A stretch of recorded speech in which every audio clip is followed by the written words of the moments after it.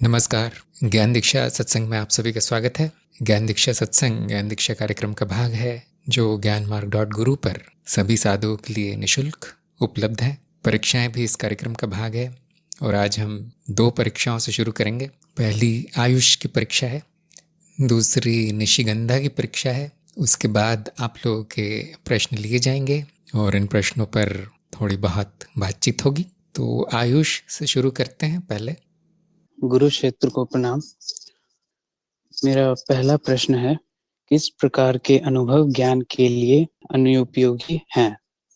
यहाँ पर जो भी अनुभव होते हैं वो सारे ज्ञान के लिए ही ज्ञान ही होता है। ज्ञान अर्थात जो अनुभवों का संयोजन होता है, जो अनुभवों से संबंध बनते हैं, उसी से ज्ञान होता है।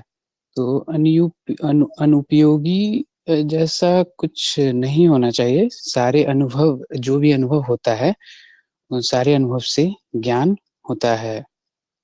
अज्ञान भी सुख है, सही या गलत? ये अज्ञान अर्थात जो भी इस जीवन में, जो भी सत्य में जीवन चल रहा है, तो वो लोग भी, बहुत सारे जो मनुष्य है, वो सुखी भी है, दुखी भी है, लेकिन अंततः अज्ञान से दुख ही होगा। तो ये कहना सही नहीं होगा कि अज्ञान में भी सुख है। वो हो सकता है, क्षण आनी जानी तो है ही, सुख दुख जो भी है आती जाती रहती है, परंतु अंततः वो दुख ही होगा अज्ञान से। तो ये गलत है।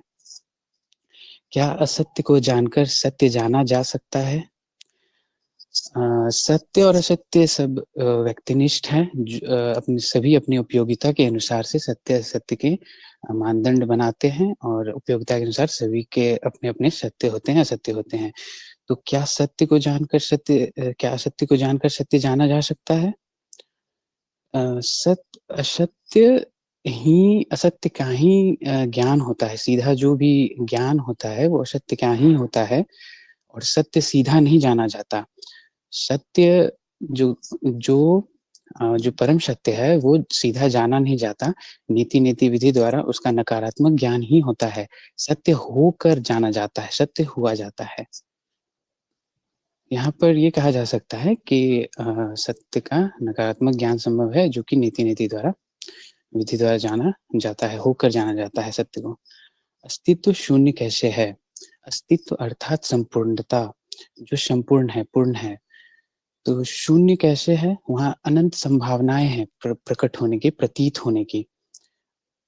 तो अस्तित्व शून्य इसलिए है क्योंकि संपूर्ण है, ना उसमें कुछ जोड़ा जा सकता है, ना कुछ हटाया जा सकता है, और अनंत संभावनाएं मात्र है प्रतीत होने की।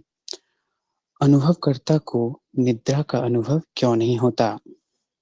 अनुभवकर्ता वो है जो, जिसको सारे अनुभव होते हैं, जो सभी का साक्षी है।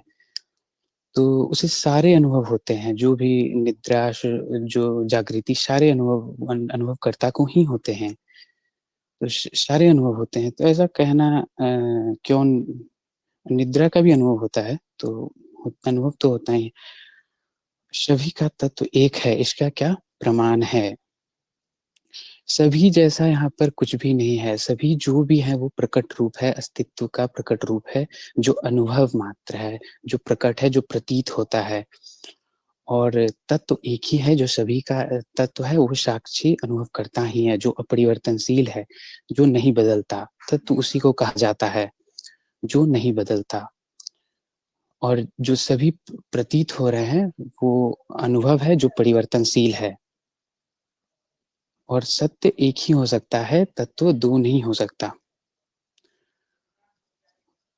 अगर अगर अनुभवकर्ता मान लिया जाए दो है, तो वो अनुभव हो जाएगा और उसका भी कोई साक्षी होगा जो उसका अनुभव कर रहा है। तो तत्व दो नहीं हो सकता।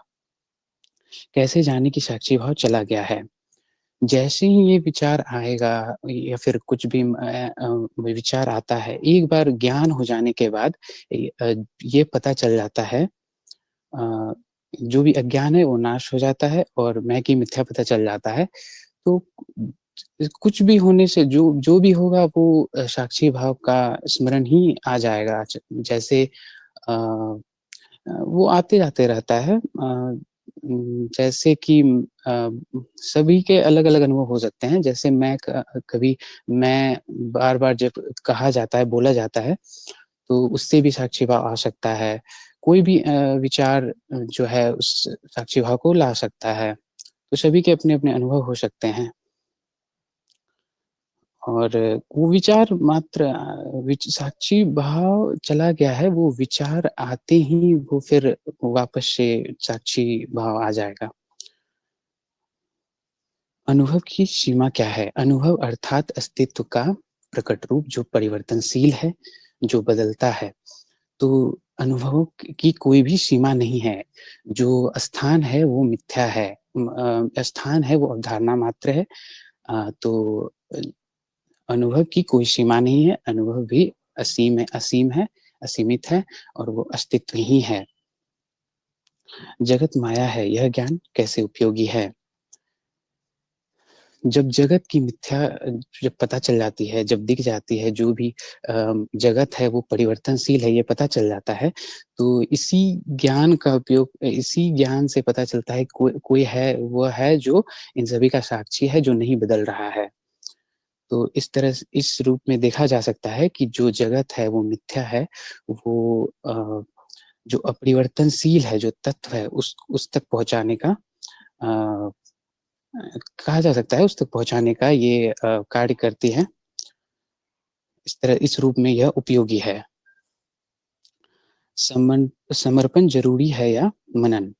दोनों ज़रूरी है। समर्पण गुण है जो कि जो होना आवश्यक है।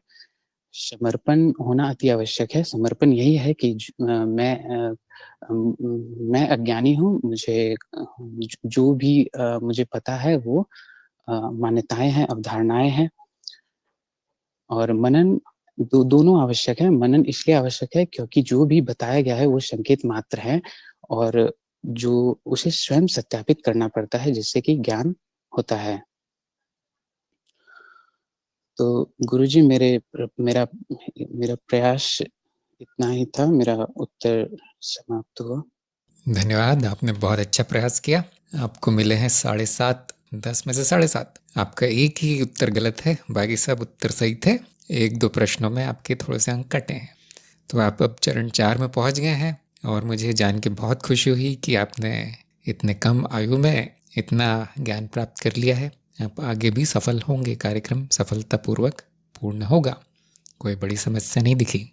जी गुरुदेव, आपकी कृपा बनी रहे और अ, मेरी जो शुरुआत हुई थी, मैंने जो आपका चैनल वो 3-4 वर्ष पहले ही देखा था और मेरा यही कहना है कि कृपा के अलावा मतलब संभव नहीं है कि कोई भी यहाँ पर सफल हो सके, तो मेरा ये देखना है और जितने भी मेरे मार्गदर्शक हैं, आदित्य जी, रेणु जी और भी अन्य साधक जिन्होंने मुझे यहाँ तक मैं जो भी बोल पा रहा हूँ सब उन्हीं का मतलब उन उन्हीं लोगों के मतलब जो भी उन्होंने बताया उसी कारण मैं आज यहाँ पर हूँ और गुरुदेव आपकी कृपा मेरे ऊपर बनी रहे। धन्यवाद। तो अब निशिगंधा की परीक्षा में चलते हैं। प्रणाम गुरुजी। पहला प्रश्न है, ज्ञान का उपकरण अच्छा हो ये कैसे सुनिश्चित करें? ज्ञान का उपकरण तो हमारा शरीर ही है और ये अच्छा हो मतलब स्वस्थ हो, ये सुनिश्चित स्वास्थ्य से ही होगा। मतलब ज्ञान ग्रहण करने के लिए सुयोग्य स्थिति में होना चाहिए, कोई रोग वगैरह नहीं होना चाहिए, मानसिक स्थिति अच्छी होनी चाहिए और ज्ञान के प्रति जो भी साधक के गुण हैं वो होने चाहिए। इसे मनु शरीर यंत्र कहा गया है, इसलिए मानसिक और शारीरिक दोनों ही स्वास्थ्य इसमें आ जाएंगे। और इसी के ऊपर ही ये सुनिश्चित किया जाएगा कि ज्ञान का उपकरण अच्छा है। अगला प्रश्न है, क्या पुस्तकें ज्ञान का साधन हो सकती है? जी नहीं। पुस्तकें या फिर ग्रंथ जो भी है वो सब ज्ञानी जनों ने लिखे हुए हैं। वो ज्ञानी या गुरुजनों के खुद के अनुभव होंगे। और आजकल तो पुस्तकें कोई भी लिख पाता है, अगर वो ज्ञानी नहीं है तो भी पुस्तकें लिखी जाती है। जो भी जमा हुआ है यहाँ वहां से, जो भी इंफॉर्मेशन जमा हुआ है उसी के ऊपर पुस्तकें लिखी जाती है।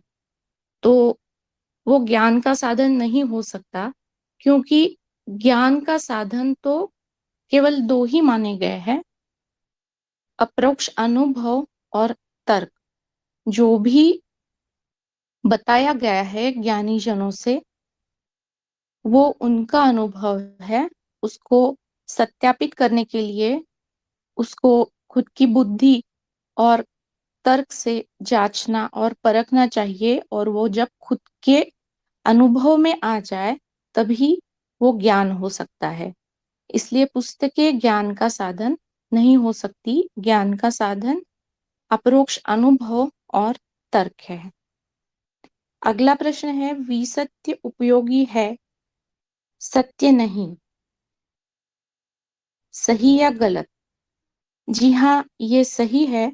विसत्य वह सत्य है जो असत्य होते हुए भी उसे सत्य माना जाता है, क्योंकि माया में जो भी उत्तरजीविता के लिए उपयोगी है उसी को सत्य मान लिया जाता है। माया में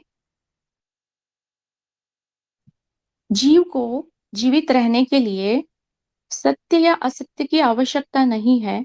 उसके लिए जो भी उपयोगी हो उसी को विसत्य माना जाता है।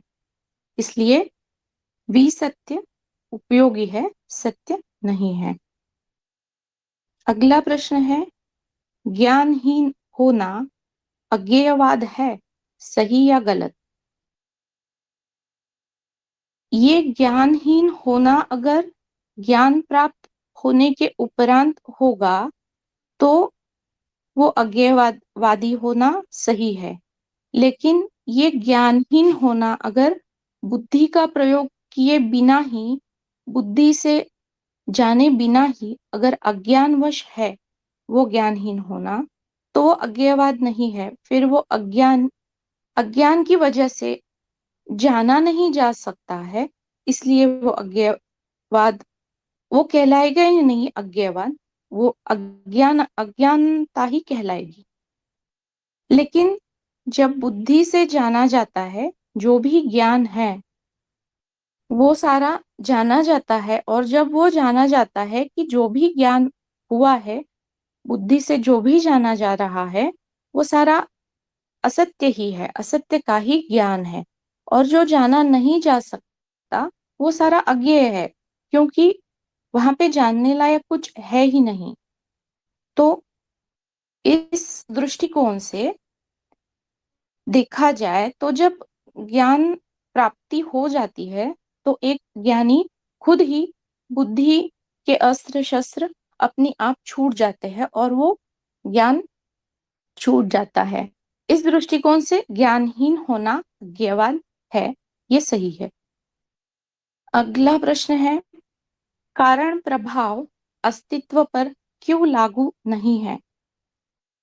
अस्तित्व मूलभूत है, इसलिए उस पर क्यों या फिर जो 7 प्रश्न है वो लागू नहीं होते।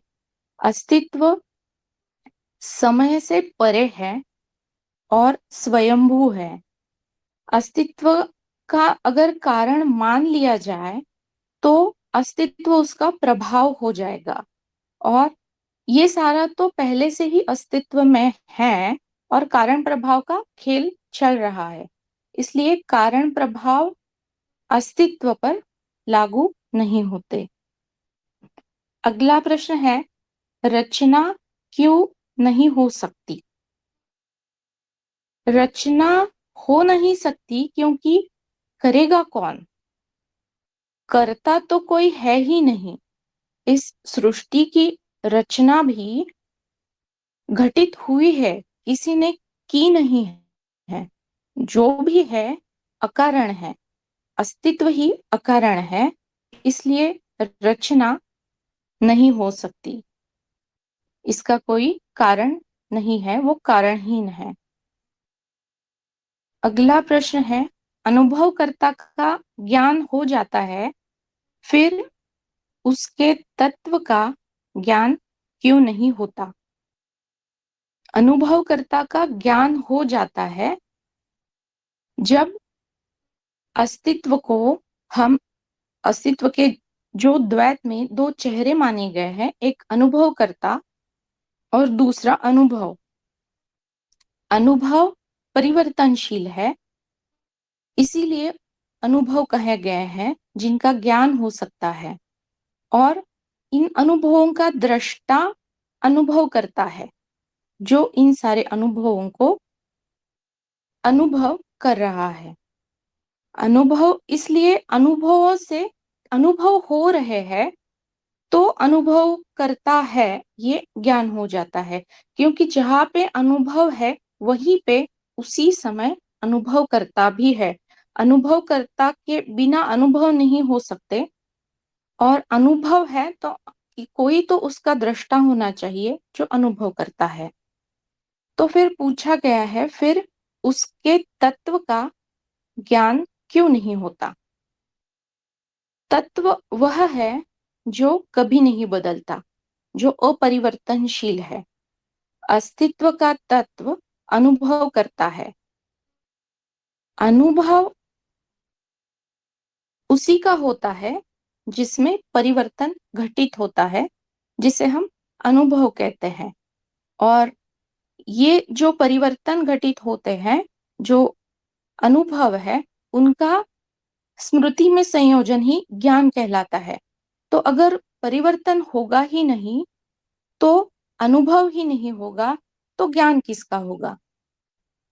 जो तत्व है वो कभी दिखता नहीं, क्योंकि वो सूक्ष्म है, अपरिवर्तनशील है, अव्यक्त है, इसलिए तत्व का ज्ञान नहीं हो सकता। तत्व को देखा नहीं जा सकता, जाना नहीं जा सकता, सुना नहीं जा सकता, इसलिए अनुभवकर्ता का ज्ञान हो जाता है, फिर भी तत्व का ज्ञान नहीं हो सकता। वो अपरिवर्तनशील है, अव्यक्त है। अगला प्रश्न है, क्या साक्षी भाव भी समय और स्मृति के परे है? जी नहीं, साक्षी भाव भी एक चित्त की वृत्ति ही है। जो भी भाव आते जाते हैं जो चित्त में है, उनमें से साक्षी भाव उन्नतम भाव है। चित्तवृत्ति, उन्नत चित्तवृत्ति इसे कहा जाएगा। तो चित्तवृत्ति मिथ्या है, तो सारी ही चित्तवृत्तियां समय में है, और स्मृति ही चित्तवृत्ति में अंकित हो जाती है। तो यह कहना गलत होगा कि साक्षी भाव भी समय और स्मृति के परे है, क्योंकि साक्षी भाव जीव को ही होता है चित्तवृत्ति में, जो उन्नत अवस्था है। अगर चित्तवृत्ति ही मिथ्या है, माया में है, तो साक्षी भाव तो समय से परे या स्मृति से परे नहीं हो सकता, क्योंकि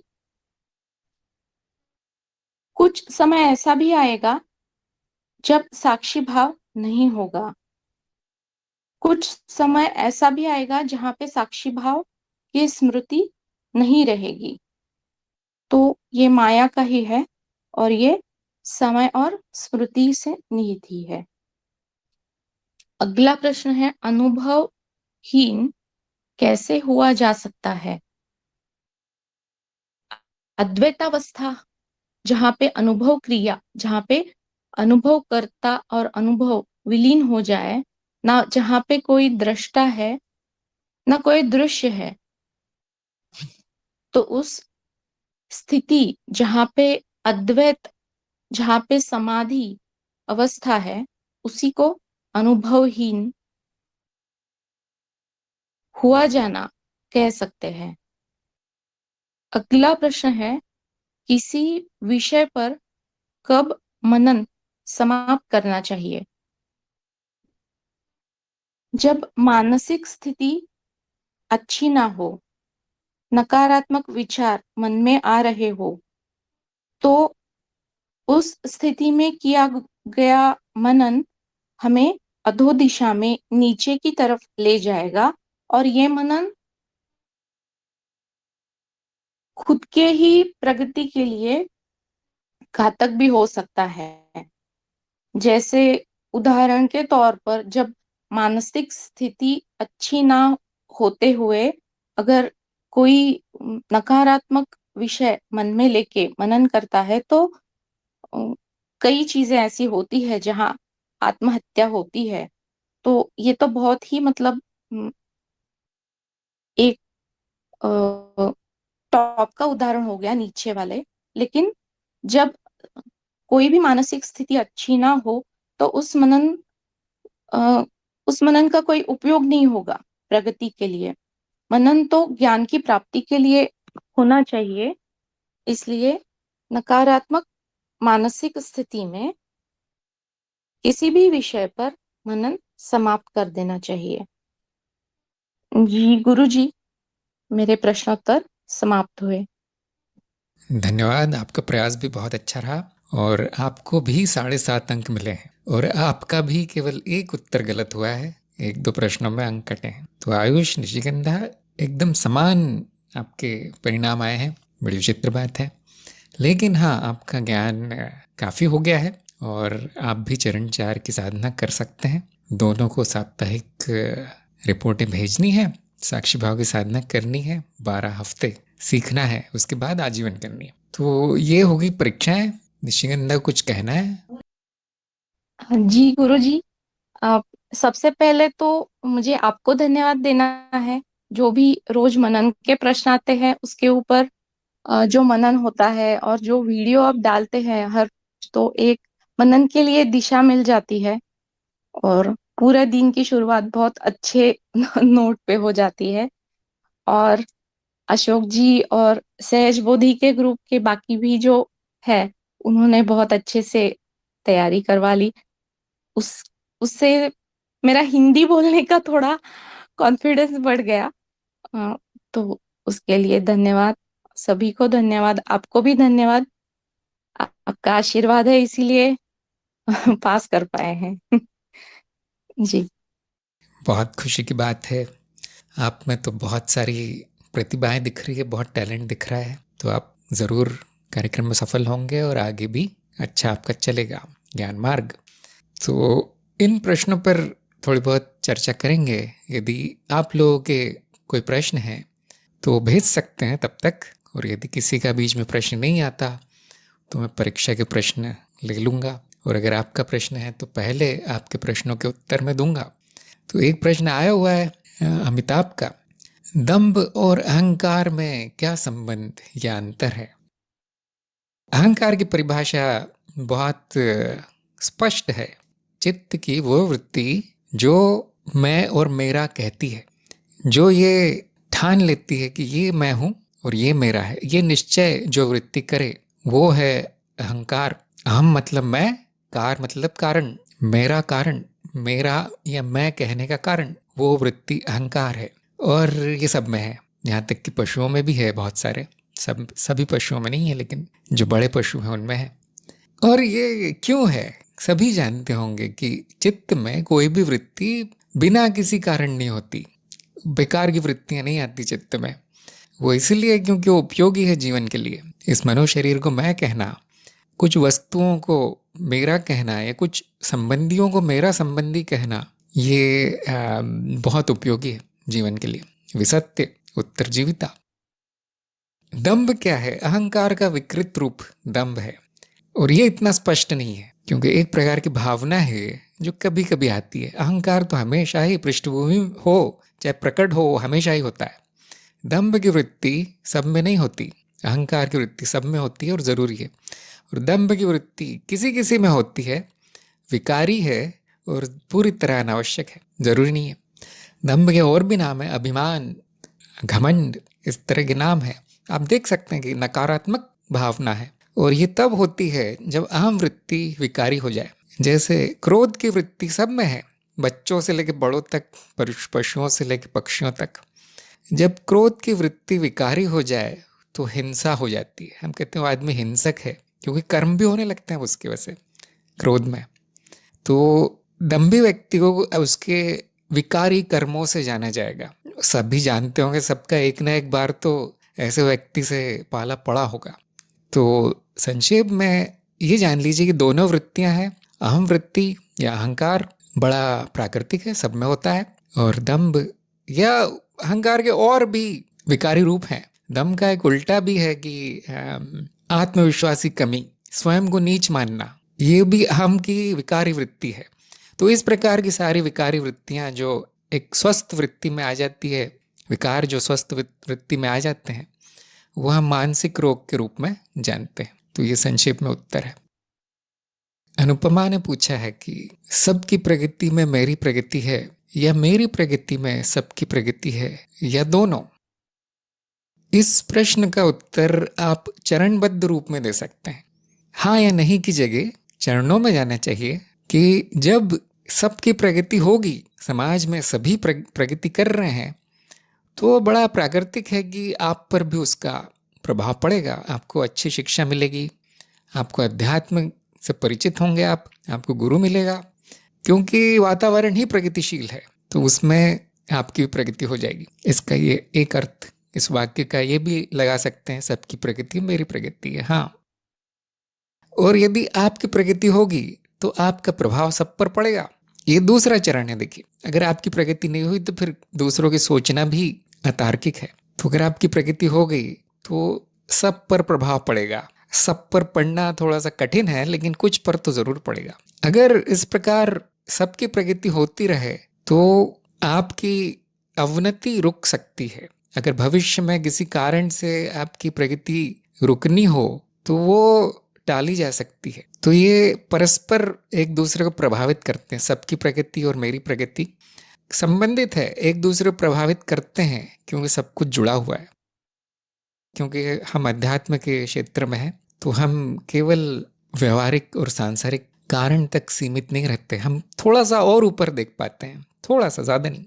तो ऐसा देखा गया है, जो अध्यात्म के साधक हैं या जो गुरुजन हैं जिनमें विशेष योग्यता है, वो ऐसा देखते हैं कि यदि किसी व्यक्ति की प्रगति हुई है, आध्यात्मिक प्रगति, और अगर वो कुछ करे बिना, सबको सिखाए बिना, कुछ बताए बिना, केवल वो संसार में रहे, समाज में रहे, केवल उसकी उपस्थिति बाकी लोगों की प्रगति के कारण बन जाती है। ऐसा क्यों?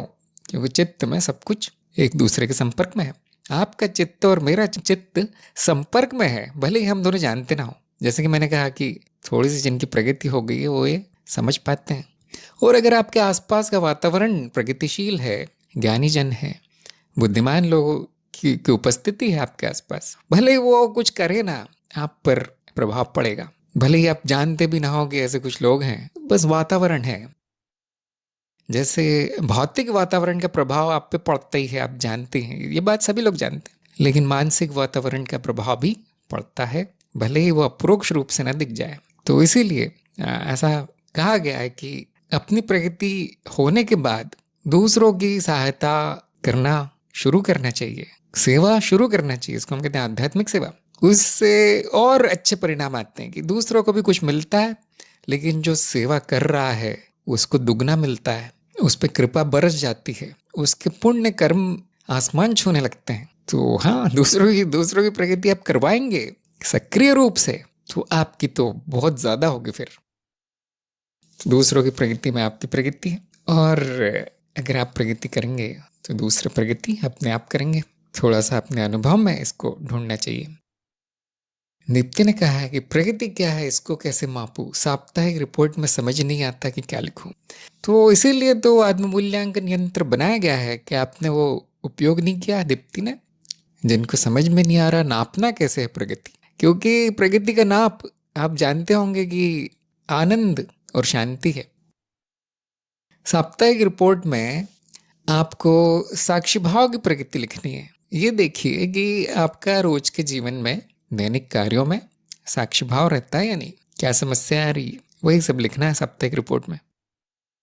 अभी आप प्रकृति के नापने वाली जो आत्ममूल्यांकन वाली जो सीढ़ी है उस पर पहुंचे नहीं है, वो चरण 5 है। फिर भी आप कर सकते हैं, कोई बहुत बड़ा काम नहीं है आत्ममूल्यांकन, किसी भी चरण में हो सकता है, यहाँ तक कि जो मार्ग पर नहीं वो भी कर सकते हैं। लेकिन साक्षी भाव की प्रकृति आपको दैनिक जीवन में जो परिवर्तन आ रहे हैं, या साक्षी भाव कितनी देर तक रहता है, उसमें चित्त की क्या अवस्था रहती है, अच्छी रहती है, बुरी रहती है, आप संघर्ष कर रहे हैं उस साक्षी भाव से या आराम से हो रहा है, यही सब लिखना है रिपोर्ट में। यही सब लिखना है कि इस हफ्ते इस कारण से साक्षी भाव चला गया, इस हफ्ते साक्षी भाव दिन में 4 घंटे रहा, 5 घंटे रहा, इस हफ्ते ये अच्छा प्रभाव देखने को मिला साक्षी भाव का, मेरा गुस्सा कम हो गया, लोगों से वाद विवाद कम हो गया, अनावश्यक एक आदतें या अनावश्यक कर्म खत्म हो गए, विरक्ति आ गई। ये जो प्रभाव पड़ रहे हैं, आपके जीवन में परिवर्तन आ रहे हैं, वो सब रिपोर्ट में लिखते रहना है। और ख़ास तौर से अगर कुछ नकारात्मक हो जाता है, सिर दर्द हो गया आपको साक्षी भाव करते करते, साधना करते करते, या कुछ शारीरिक समस्या आने लगी हैं, जो शरीर में ऊर्जा बढ़ रही है, सिर में ऊर्जा बढ़ रही है, ऐसा कुछ हो रहा है अगर, तो वो तो तुरंत लिखना है। वो तो रिपोर्ट का आपको इंतज़ार नहीं करना है, फिर तुरंत मुझे लिख के भेज देना है। और अगर छोटा मोटा कुछ हो रहा है तो रिपोर्ट में लिख सकते, तो उससे मुझे जानने में सहायता मिलती है कि आपकी साधना कैसी चल रही है और आप आगे बढ़ रहे हैं या नहीं, या आपकी साधना रोकनी है या चालू रखनी है। ये सब तो बहुत ज़्यादा सोचना नहीं है। दीप्ति ने कहा सब बोरिंग और फालतू प्रतीत होता है। हाँ, ये प्रगति है। देखिए, बहुत से लोग सुनकर हंसेंगे कि ये कैसी प्रगति। हाँ, ये इसको हम कहते हैं विरक्ति। शायद आपको अभी तक तकनीकी नाम पता नहीं चले, तो ज्ञान मार्ग में बोरिंग और फालतू का अनुवाद विरक्ति है। ध्यान दीजिए, हम थोड़ा सा प्रयास करते हैं कि ये शब्द सुंदर लगे सुनने में, ऐसा न लगे कुछ गलत हो रहा है। ज्ञान का परिणाम विरक्ति है। तो ऐसा हो गई, जो भी आपका आकर्षण था संसार में, इन कार्यों में जो संसारी व्यक्ति करता है, बड़ा रस लेके करता है, वो सब छूट जाएगा। जो भी आकर्षण है छूट जाएगा। तो क्या होगा? क्या मेरा जीवन पूरा नीरस हो जाएगा, दुखी हो जाऊंगी मैं? क्या कुछ बचेगा नहीं करने का? नहीं, अब रस अध्यात्म में होगा। ऐसा तो हो नहीं सकता कि आप कुछ किए बिना बैठे रहें दिन भर, हो नहीं सकता। तो आपके कार्यों को प्रभावित करता है साक्षी भाव या अध्यात्म या ज्ञान। तो क्यों बोरिंग और फालतू प्रतीत होता है? क्योंकि वो बोरिंग और फालतू है। अज्ञान के कारण उसमें रस आता था अब वो उसकी असलियत सामने आ जाती है कि हाँ, ये सब बेकार ही है जो भी हम करते आए हैं आज तक। तो क्या वो बंद हो जाएगा? जो अनावश्यक है वो बंद हो जाएगा, जो आवश्यक है वो कितना भी बोरिंग हो चलता रहेगा। जैसे आपकी नौकरी या आपके संबंध, घर परिवार, रोज के कार्य, खाना पीना, सफाई, झाड़ू पोछा, खरीदारी, हाँ, उनमें एक शांति या उनमें एक स्थिरता सी आ जाएगी कि करना तो है लेकिन बेकार सा है, खरीदना तो है लेकिन उतना ही जितना मेरे काम का है। ऐसे रोज 4 घंटे नहीं बिताने हैं दुकान में जाके। खाना तो है लेकिन उतना ही जितने में पेट भर जाए। ऐसे नहीं कि पूरा दिन वो खाने की प्रक्रिया चल रही है सुबह से लेकर शाम तक, तो वो सब बेकार लगने लगेगा। जो ज़रूरी है वो बिल्कुल ठीक मात्रा में होगा, और यही प्रगति है। जो ऊंची अवस्थाएं हैं या जो आध्यात्मिक कार्य है वो बढ़ जाएंगे। अब बचा हुआ समय जो बेकार के कामों में जाता था या बेकार की चिंता या विचारों में चला जाता था, लोगों के साथ क्रिया प्रतिक्रिया में नष्ट होता था समय, वो आपके पास बहुत बचेगा।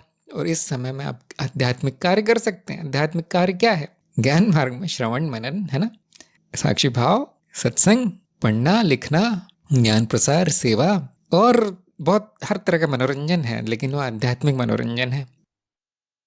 कुछ लोगों के पास इतना समय बच जाता है जब वो संसार से विरक्त हो जाते हैं, इतना ज़्यादा समय बच जाता है कि वो माया में कूद जाते हैं। किसी किसी की रुचि होती है कि देखो अब ये माया क्या है, उसको हम कहते हैं तंत्र साधना।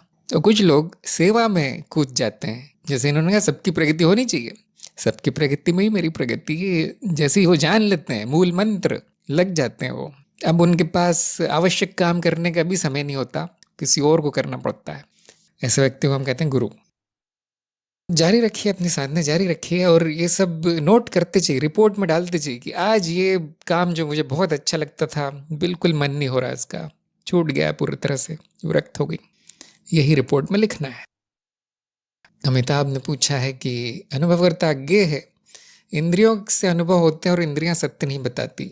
अनुभव भी प्रतीति मात्र है जो माया है, और इंद्रियां भी माया के अंतर्गत ही है। तो क्या एक मिथ्या पर दूसरी मिथ्या का आरोपण हो रहा है? हाँ, कह सकते हैं, आप कह सकते हैं कि इस अनुभव के कुछ भाग दूसरा अनुभव निर्धारित कर रहे हैं, एक अनुभव दूसरे पे प्रभाव डाल रहा है। तो जो असली माया है, जो कि अपने आप में प्रकट है ना, जो अपने शुद्ध रूप में प्रकट है, उस पर ये इंद्रियां एक और परत चढ़ा देती है, एक और परत रोपित करती है। अब वो दृश्य सीधे देखने की जगह एक कांच से होता हुआ आता प्रतीत होता है। तो उदाहरण या उपमा के लिए कह सकते हैं, कांच है वो इंद्रियां, और उस कांच पे धूल जमी है, दाग धब्बे है, टूटा फूटा है। तो जो असली दृश्य है उसको भी बिगाड़ के वो दिखाती है। उसके बाद संपूर्ण चित्त और है, देखिए आगे स्मृति तक जब तक वो पहुंचता है, अनुभव स्मृति में ज्ञान के रूप में जमा होता है, तब तक वो चित्त की कई परतों से गुजर चुका होता है। एक परत बताती है कि ये अनुभव जो हो रहा है इंद्रियों के माध्यम से वो सुंदर है, एक परत बताती कुरूप है, एक परत उसके लिए कोई भावना पैदा कर देती है, अच्छी भावना बुरी भावना। बुद्धि कहती है ये सत्य है असत्य है, बुद्धि कहती है उपयोगी है अनुपयोगी है, हम कहता है ये मेरा है ये मेरा नहीं है। ऐसे जब तक वो अंतिम स्मृति तक पहुंचता है, जब तक वो अंतिम ज्ञान बनता है अनुभव, तब तक वो कई चरणों से जा चुका होता है, उसमें कई अशुद्धियाँ आ चुकी होती है, जो प्रकट है वो पूरी तरह परिवर्तित हो चुका रहता है। हमें कभी भी जो शुद्ध रूप है ब्रह्म का, मिथ्या रूप, शुद्ध मिथ्या रूप, वो नहीं दिखाई देता, कभी नहीं, उसका ज्ञान नहीं होता। कई परतों से होकर वो गुजरता है, वो उसका ज्ञान होता है। वो ज्ञान क्या है? वो तो अज्ञान है। वो इतना बिगड़ चुका है, वो जो भी था वो अब ज्ञान कहलाने लायक नहीं हुआ। तो जब उसको नकारा जाता है, जब उसको शुद्ध किया जाता है, तो हम क्या पाते हैं कि केवल परिवर्तन मात्र है। अनुभव अपने मौलिक रूप में एक प्रकार का परिवर्तन है, बस। न वो अच्छा है न बुरा है, न वो चित्र है न वो ध्वनि है, न वो गर्म है न ठंडा है, केवल परिवर्तन है शुद्ध रूप में अनुभव। इसको हमने एक नाम दिया है, तकनीकी नाम। जैसे कि मैंने कहा कि ज्ञान मार्ग में हम थोड़ा कोशिश करते हैं कि सुंदर लगे भाषा, ये नाम है नाद। नाद तो अब ये पूरी तरह विज्ञान का विषय हो जाता है जब इस तरह की परिकल्पना कर ली जाती है कि ये नाद है, अनुभव अंत में नाद है, और इंद्रियां नाद रचनाएं हैं, स्वयं नाद है, मतलब एक प्रकार की रचना है। इस तरह चित्त में कई परतें जो स्वयं रचनाएं हैं नाद से बनी हुई, लेकिन जो भी प्रकट है वो इनसे सारी प्रतिक्रिया करता है, अंत में वो स्मृति तक पहुंचता है, और जब तक वो ज्ञान बन के अनुभव करता है कि समक्ष आता है, तब तक उसका रूप पूरी तरह बदल चुका होता है। वो माया कहलाएगा, पूरी तरह से बनावटी हो जाएगा, सपने की तरह हो जाता है वो। ये बात ध्यान रखनी है कि ये सारी प्रक्रिया जो बताई मैंने वो विज्ञान के अंतर्गत है, न कुछ बनावटी है, न कुछ बिगड़ा हुआ है, न कुछ शुद्ध है। जैसा है वो वैसा है ना, न वो ज्ञान है न वो अज्ञान है। अनुभव मौलिक है, सबसे पहले वही है। इसके बाद जो भी हमारी बुद्धि में प्रश्न आते हैं, जो भी हमारे अवलोकन होता है, जो भी हमें दिखता है, उसके बारे में हम जानना चाहते हैं कि ऐसा ही क्यों दिख रहा है, ऐसा ही अनुभव क्यों हो रहा है, उसकी व्याख्या करने के लिए ये सारा विज्ञान है, ये सारी परतें हैं, ये सारी स्मृति है। तो एक मिथ्या पर दूसरी मिथ्या का आरोपण, हाँ, काव्यात्मक है, वाक्य उपमा जैसा है और समझने में आसान है। अब इस प्रकार की परिकल्पना कर ली जाए शुद्ध माया की, और जो इंद्रियां उसको सीमित करती है उस नाद को, और जो विभिन्न परतें उसको परिवर्तित करती है, ये सब व्याख्या है, क्या हो रहा है जानने का प्रयास है। इसको सच नहीं मानना है, सच में ऐसा कुछ हो नहीं रहा है। बस अनुभव है, जैसा भी हो वो उसमें प्रश्न चिन्ह ना लगाएं तो बहुत अच्छा है, और अनुभव करता है, वो दोनों एक है। यहाँ ज्ञान समाप्त होता है, इतना सा ज्ञान है। बाद में उसकी व्याख्या जिनके प्रश्न है, जिनको ज़रूरी है जानना, वो जान सकते हैं, और उसका कारण भी जान सकते हैं कि ऐसा क्यों हो रहा है, जो नाद है वो वैसा का वैसा क्यों नहीं दिख जाता।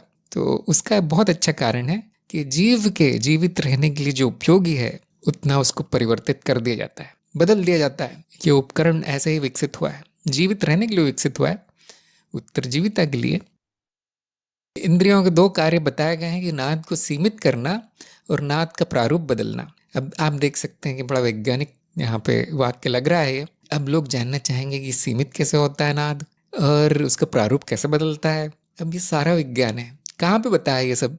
आपका कार्यक्रम हो जाने के बाद आप या तो तंत्रबोधि कार्यक्रम कीजिए, उसमें सब बताया, बड़े विस्तार में बताया, या फिर नाद विज्ञान की श्रृंखला यूट्यूब पर है, बोधिवार्ता चैनल में, वो देखिए तो आपके प्रश्न हल हो जाएंगे। एक चीज ध्यान रखना है कि ये विज्ञान है, ज्ञान नहीं, सच नहीं मानना है इसको।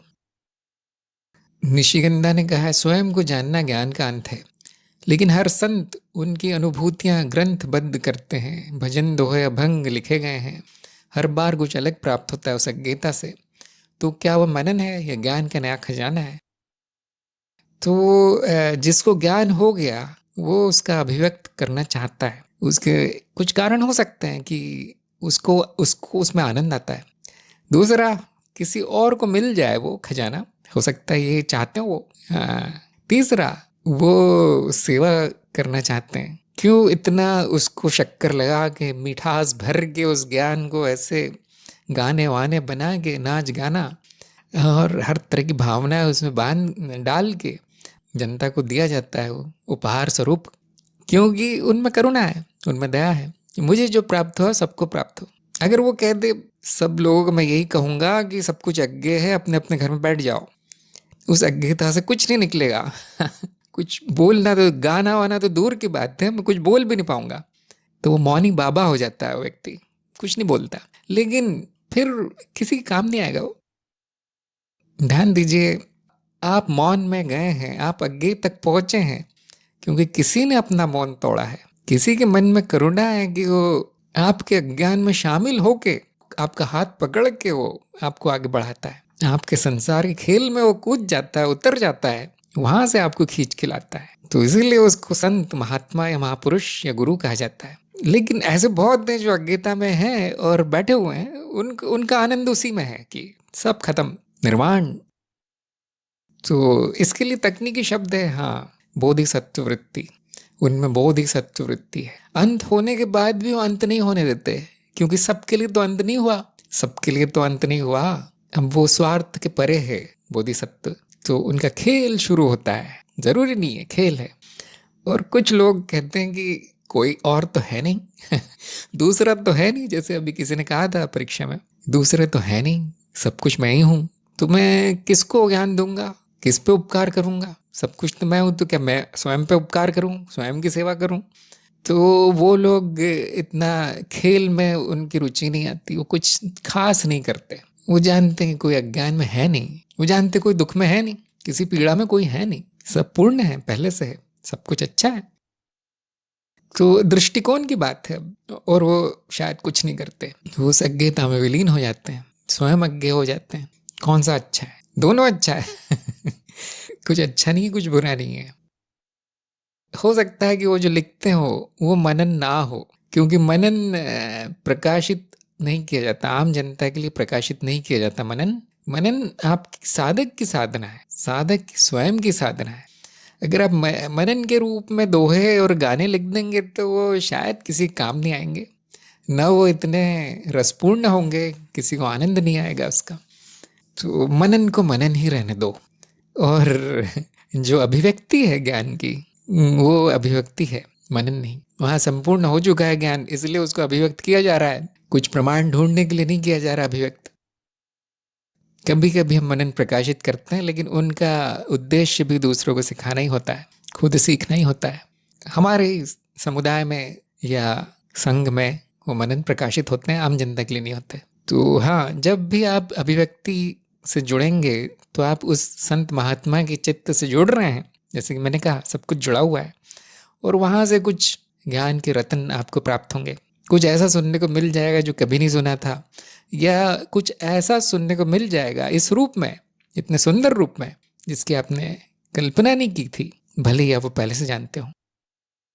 अभिव्यक्ति प्राकृतिक है, अपने आप होती है। जब घड़ा भर जाता है तो छलकता है, जब फूल खिलता है तो उसकी सुगंध प्राकृतिक रूप से बिखरती है, जब दिया जलता है तो उसका प्रकाश चारों ओर बिखरता है। ऐसे ही ज्ञान की अभिव्यक्ति है। शायद दिए को कुछ करना नहीं होता कि किसको उस प्रकाश से फायदा हो रहा है, किसको घाटा हो रहा है। ऐसे ही गुरु को कुछ खास करना नहीं होता कि वो जो बोल रहा है उससे किसी का फायदा हो रहा है, घाटा हो रहा है, बस बोलता है। जैसे पक्षी जंगल में गाना गाता है, इसलिए नहीं कि वो उसको पैसे मिलने वाले हैं, उसका नाम पेपर में छप जाएगा कि बहुत बड़ा गायक है ये पक्षी, उसको फिल्मों में काम मिल जाएगा, नहीं। उसका आनंद गाने में, कोई नहीं सुन रहा तो भी गाता है। ऐसे ही ये सभी लोग हैं। अगर आप सुन लेंगे तो हाँ, आपको भी आनंद मिलेगा, आपको भी लाभ मिलेगा। साधक ने कहा है, अनुभवकर्ता का ज्ञान अनुभव पर निर्भर है। इस कथन के आधार पर बुद्धि प्रश्न कर रही है कि सुषुप्ति में कोई अनुभव नहीं होते तो क्या वहां चेतना रह सकती है? चेतना का अर्थ है अनुभवकर्ता का ज्ञान। और अगर ये चेतना है, ये स्मृति है, ये जाना जा रहा है कि मैं वो हूं जो सो रहा है, अभी निद्रा अवस्था का अनुभव ले रहा है, तो वही अनुभव है। फिर अभी एक प्रश्न आया था ऐसा, हम जिस पे चर्चा करेंगे, कि नींद में ऐसा नहीं कि कोई अनुभव नहीं होता, लेकिन वो इतना अर्थहीन है कि उस स्मृति में नहीं छपता। परंतु यदि वहां साक्षी भाव आ जाए कि देखो मैं क्या होता है जब शरीर और मन निद्रा अवस्था में होते हैं, तो वो देखना ही फिर अनुभव हो गया। और तब यही ज्ञान होगा कि ये जो सामने हो रहा है, चाहे वो अंधकार का अनुभव है, चाहे वो मानसिक शांति का अनुभव है, चाहे वो स्वप्न का अनुभव है, जो भी, उसका दृष्टा मैं हूँ, यही ज्ञान होगा। तो बिल्कुल सही बात है कि अनुभवकर्ता का ज्ञान अनुभव पर निर्भर है। हाँ, अगर कोई अनुभव नहीं होता तो अनुभवकर्ता की धारणा भी नहीं होती, लेकिन ये संभव नहीं है क्योंकि अनुभव निरंतर है, समयहीन। अनुभवकर्ता भी निरंतर है क्योंकि दोनों एक है, तो दोनों का होना आवश्यक है, हमेशा होना आवश्यक है। लेकिन आपकी ये बात सही नहीं है कि सुषुप्ति में कोई अनुभव नहीं होते। ये बात सही नहीं है। सुषुप्ति में क्या हो रहा है उसका ज्ञान नहीं होता। ये जब ये ज्ञान आ जाए क्या हो रहा है नींद की अवस्था में, तो हम कहते हैं उसको साक्षी भाव आ जाना, चेतना आ जाना, या एक और तकनीकी नाम है इसका, योग निद्रा। योग निद्रा सब लोगों ने सुना होगा लेकिन अनुभव नहीं किया होगा। जिसमें योग है वो निद्रा। योग क्या है? ये ज्ञान की जो भी अनुभव है और जो भी उसका दृष्टा है वो एक है, ये योग है। तो चित्त की कोई भी अवस्था हो उसमें आप चेतना ला सकते हैं, थोड़े प्रयास से, थोड़ी साधना से, थोड़ी योग्यता से, थोड़ी कृपा से। ये सारा मसाला मिल गया तो वो योग निद्रा की का पकवान तैयार हो जाता है। कैसा होता है ये अनुभव, वो आपको लेकर ही पता चलेगा। वहाँ पे ये बड़ा स्पष्ट हो जाएगा कि ना अनुभव कहीं जाएगा, ना अनुभव करता कहीं जाएगा। अनुभव के रूप बदलेंगे, बस इतना होगा। तो जो योग निद्रा में रहते हैं या उसका अनुभव ले चुके हैं, वो बताएंगे कि समयहीनता का अनुभव है। वहाँ पता नहीं चलेगा कि समय गुजर रहा है। क्यों? कि कुछ परिवर्तन नहीं होगा, अधिक परिवर्तन नहीं। समय की धारणा परिवर्तन पर आधारित है, तो अगर ज़्यादा कुछ परिवर्तित नहीं हो रहा तो पता नहीं चलता कितना समय बीत गया। वही तो आम जनता का भी अनुभव होगा कि हाँ, आपके रात में बिस्तर में लेटने और सुबह बिस्तर में उठने के बीच कोई समय नहीं बीतता, पता नहीं चलता कितनी देर हो गई। कुछ बदला नहीं, कुछ खास नहीं बदला उतनी देर में, तो समय भी नहीं है फिर। तो ये योग निद्रा में साक्षात अनुभव होगा। दूसरा, आनंद और शांति का अनुभव होगा, क्योंकि मैं ही हूँ। फिर अनुभव इतना क्षीण हो गया है या उसमें न सुख है न दुख है उस अनुभव में, नींद के, तो आनंद बच जाता है, शांति बच जाती है। आप सुबह सो के उठेंगे तो आपके चेहरे पे वो आनंद और शांति दिख पड़ती है। आप कहते हैं बहुत अच्छी नींद आई, बहुत शांति की नींद आई। और कोई आपको जगा दे नींद से, आपकी पूरी नहीं हुई नींद, तो आप देखते हैं आपका आनंद भंग हो गया। सबको पता है आनंददायी स्थिति है, शायद कोई इतना विचार नहीं करता उस पर, तो वो भी आनंद भी साक्षात वहाँ पे दिखेगा। और क्या दिखेगा? चित्त में अगर कुछ चलना शुरू हो जाए, गतिविधि साफ दिखेगी। क्या है वहाँ पे? सब कुछ वही है। क्योंकि उत्तरजीविता की का दबाव नहीं रहा, नींद में आराम है, न रक्षण है, न भक्षण है, न प्रजनन है वहाँ, तो जीव स्मृति त्याग दी जाती है। अब ज़रूरी नहीं है कल क्या करना है, क्या खाना है, क्या पीना है, किसको मारना है, किसको प्रेम करना है, कुछ नहीं होगा ऐसा। तो वो जीव स्मृति जो उत्तरजीविता की स्मृति वो त्याग दी जाती है और वो उड़ जाता है चित्त महामाया में। अब उसको एक मौका मिलता है और अनुसंधान करने का, घूमने का, फिरने का, और तरह तरह के अनुभव प्रकट होते हैं। कभी कभी वो अनुभव क्षण भर चलते हैं, कभी कुछ मिनट चलते हैं, कभी कुछ घंटों चलते हैं, और वो योग निद्रा में वो सब स्पष्ट आ जाता है। हम इसे कहते हैं सूक्ष्म अवस्था। ऐसा कभी नहीं होगा कि आपकी चेतना और आप कहें कि अनुभव नहीं होते, संभव नहीं है, क्योंकि आपको वो अनुभव नहीं हुआ है, आपको सुषुप्ति में का कोई ज्ञान नहीं हुआ है अभी तक, इसलिए आपने कल्पना कर ली है कि वहाँ अनुभव नहीं होते, इसलिए बुद्धि प्रश्न कर रही है। तो कल्पनाओं को छोड़ दीजिए, अप्रोक्ष अनुभव पर ध्यान दीजिए, वो अनुभव लेने का प्रयास कीजिए। वो अज्ञात है, उसको सही विधि से ज्ञात में बदला जा सकता है, वैज्ञानिक विधि से। समस्या ये नहीं कि अनुभव होते हैं, नहीं, समस्या है कि आप जानते नहीं क्या होता है। फिर कल्पना करना ठीक नहीं है, यही कहना चाहिए मैं जानता नहीं क्या होता है। फिर जिसको जानना है उसके लिए मार्ग खुल जाएगा। तो आयुष के प्रश्न पे आते हैं, किस प्रकार के अनुभव ज्ञान के लिए उपयोगी है? बिल्कुल सही जवाब आया। कोई भी अनुभव हो ज्ञान दे देगा। क्या अच्छे अनुभव से ज्ञान होगा, बुरे अनुभव से नहीं होगा? ऐसा कुछ नहीं है, बुरे अनुभव से ज़्यादा ज्ञान होता है, मैंने देखा है। और क्या कोई विशेष चमत्कारी अनुभव, जैसे मैं बता रहा था नींद में जाके, किसी बड़ी अवस्था में जाके, उससे ज्ञान होगा? नहीं, वही होगा, उससे भी हो सकता है, परंतु वही ज्ञान होगा जो जागृति में आंखें खोल के सामने बैठ के होता है, गुरु के सामने बैठ के। तो ऐसा कोई अनुभव नहीं जो अनुपयोगी हो, कुछ न कुछ सीखने को मिलता है। नंबर 2, अज्ञान में भी सुख है, सही या गलत? इनका उत्तर बिल्कुल सही था कि कभी कभी लगता है कि ज्ञान से कोई फायदा होने नहीं वाला। सुखी तो मैं अभी भी हूँ, भले ये सारा दर्शन जान न लूँ, भले ये सारा विज्ञान न जानो, मैं बहुत सुखी हूँ। तो बिल्कुल सही बात है कि बहुत से ऐसे अज्ञानी देखे जाते हैं जो पूरी तरह सुख में, लेकिन जैसे कि इन्होंने बताया कि वो क्षणिक है, कुछ देर में चला जाता है, कुछ दिनों में, कुछ वर्षों में, कुछ जन्मों में, लेकिन वो चला जाएगा। क्यों? नश्वर है, सब कुछ अनित्य है। तो वो सुख दुख में बदलना ही है, वो तो नियम है। लेकिन ज्ञान में ये समस्या नहीं आएगी, ज्ञान होने के बाद ये समस्या नहीं आएगी। अगर वो आता है तो आए, जाता है तो जाए, मैं आनंद हूँ, समस्या समाप्त।